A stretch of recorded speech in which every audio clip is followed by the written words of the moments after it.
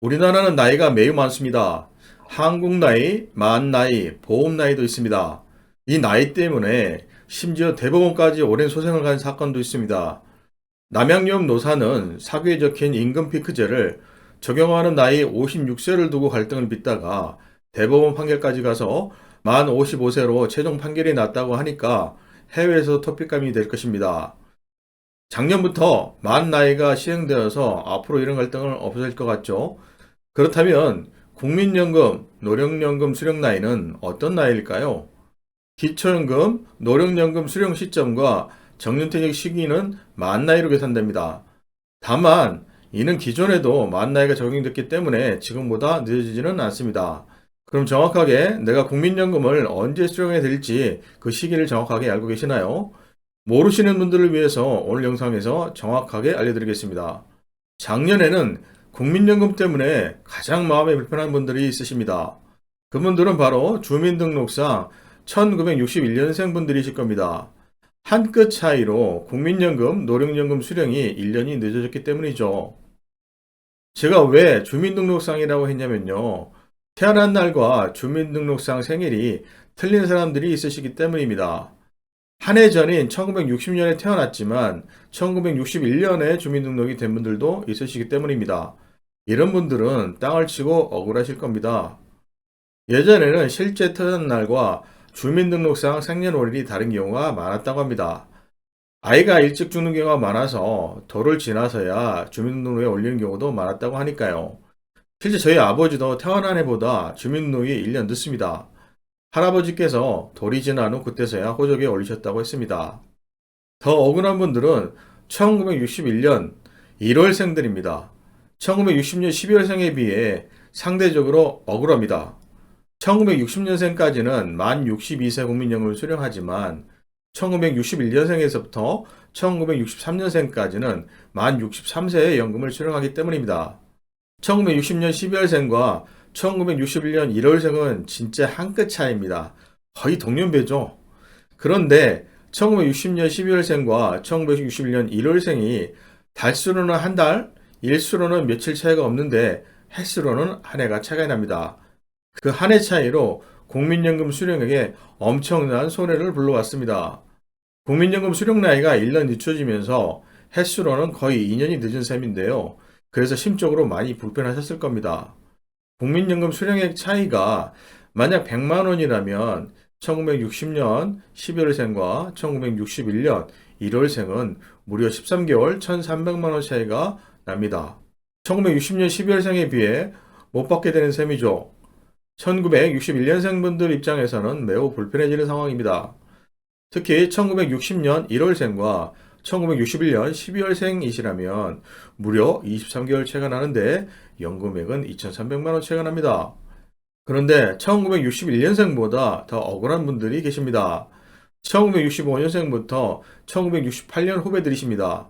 이분들은 국민연금 수령 나이가 1년 더 늦춰져서 만 64세입니다.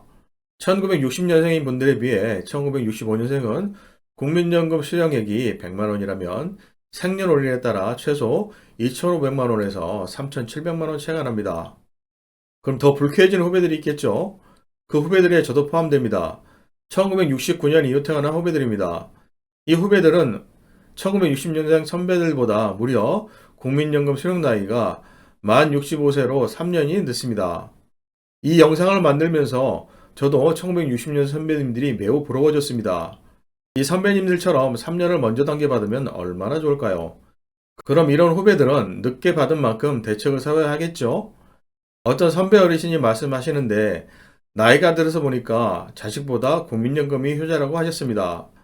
최근 그 선배 어르신은 국민연금공단이 배우자분께 보낸 우편물 때문에 싱글벙글하고 계시는데요. 그 이유는 공단이 배우자분께 보낸 노령연금을 신청하라는 노령연금 지급청구서가 도착했기 때문이라고 합니다.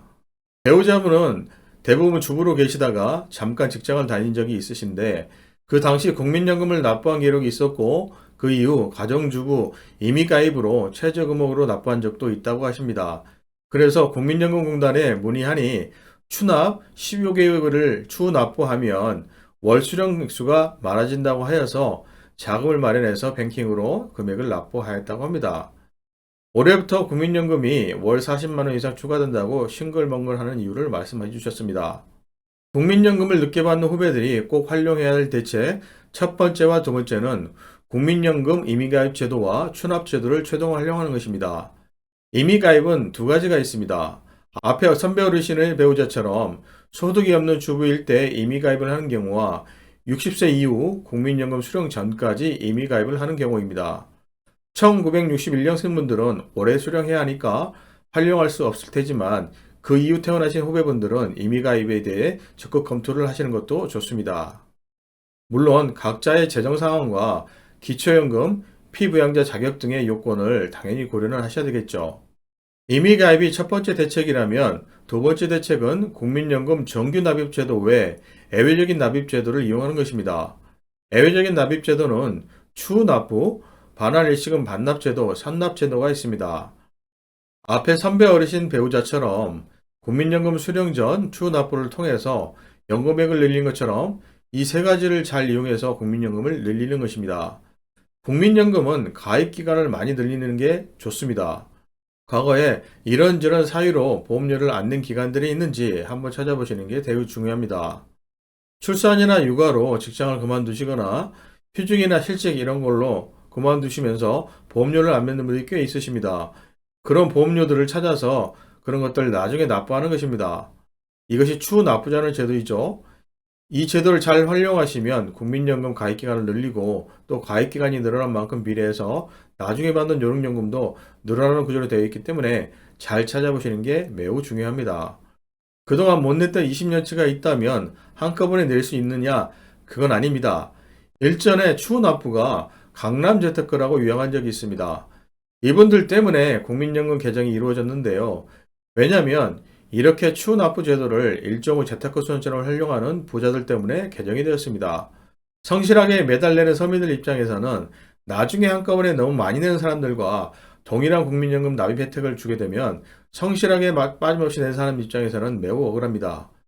예를 들어 2000년도에 보험료를 마지막으로 납부하다 지금 2024년도에 납부 제기를 하신다면 안내 기간이 25년 정도 되잖아요. 25년치를 다 낸다고 하면 과거엔 다 받아줬습니다. 매우 형평성이 어긋나죠. 그래서 지금은 그게 안 됩니다. 최고로 많이 낼 수 있는 기간은 10년 미만으로 19개월치, 9년 11개월치만 납부할 수가 있습니다. 9년 11개월 범위 내에서 자기가 희망하는 만큼 기간을 정해서 납부를 하시면 됩니다. 추납부제도와 반납제도까지 활용하면 연금액이 훨씬 많아집니다. 반납제도는 1999년 이전에 국민연금을 퇴직금처럼 일시금으로 받아갈 수 있었는데 이것을 반납하면 그 당시로 가입을 복원시켜주는 제도입니다. 실제 이런 사람들이 있을까 하는 분들도 있는데요. 제가 그런 경험은 케이스입니다. IMF 직후 이직을 하면서 퇴직금처럼 받았습니다. 그때는 국민연금에 대한 개념이 없던 젊은 시절이라 지금 생각해보면 퇴직금으로 생각했던 것 같습니다. 반납하고 추납부를 할 수 있으면 그렇게 하시는 것이 좋습니다. 저는 당연히 반납을 할 것입니다. 국민연금을 늦게 받는 것에 대한 세 번째 대책은 당장 효과가 발생하는 대책인데요. 조기 수령하는 것입니다. 조기 수령에 대한 각자 가치관과 재정 상황에 따라 호불호가 갈릴 수는 있을 겁니다. 그렇지만 국민연금을 늦게 수령하는 것에 대한 가장 즉각적인 효과가 발생하는 대책임은 누구도 부인할 수가 없습니다. 조기 수령하면 정상 수령보다 1년당 6%씩 감액됩니다. 그 전에 국민연금 조기 수령에 대해 장점을 대한 영상을 올린 적이 있는데요. 많은 분들이 호응을 해주셨습니다. 조기 수령이 주는 감액 부담이 있는 대신 정상 수령 시 가질 수 없는 조기 수령의 혜택에 대한 내용이었습니다. 5년 최대한 조기 수령이 부담이라면 1년 또는 2년 조기 수령은 누구든 검토해 보시는 것이 매우 현명한 선택이 될 것입니다. 1년 또는 2년 일찍 타는 것과 정상 수령 시 연금을 비교해 보겠습니다. 64년생이시고 국민연금 월 100만 원을 받는다고 가정하겠습니다. 단 여러 가지 부가적인 상황은 무시하겠습니다. 1년을 조기 수령 시 85세 때 정상 수령과 비교를 하면 총액은 그다지 차이가 없습니다. 2년이나 3년 조기 수령 하시더라도 총액은 85세 때 되었을 때 그렇게 막 차이가 나지는 않습니다. 그래서 조기 수령해 주는 생활의 안정감을 생각한다면 정상 수령만이 정답이라고 보기는 힘듭니다. 개인적인 판단이시겠지만 1년에서 2년 정도의 조기 수령은 충분히 검토해 보실 필요가 있을 것 같습니다. 기초연금, 노령연금 수령 시점과 정년퇴직 시점도 만 나이로 계산됩니다. 보험 상품의 경우에는 여전히 만 나이와 다르게 6개월을 기준으로 나이를 반올림해서 계산하는 보험 나이가 적용되기 때문에 주의가 필요합니다. 단 자동차 보험은 예외적으로 만 나이가 적용되고 개별 약관에서 나이 계산을 별도로 규정하는 보험들도 있어 가입 시 반드시 확인해야 합니다. 지금까지 국민연금을 1년씩 더 늦게 수령하게 되는 61년생, 65년생, 69년생들이 현명하게 대처해야 되는 부분에 대해서 알아보았습니다. 다음 영상에서는 더욱 재밌고 유익한 영상으로 뵙겠습니다. 구독과 좋아요 꼭 부탁드립니다.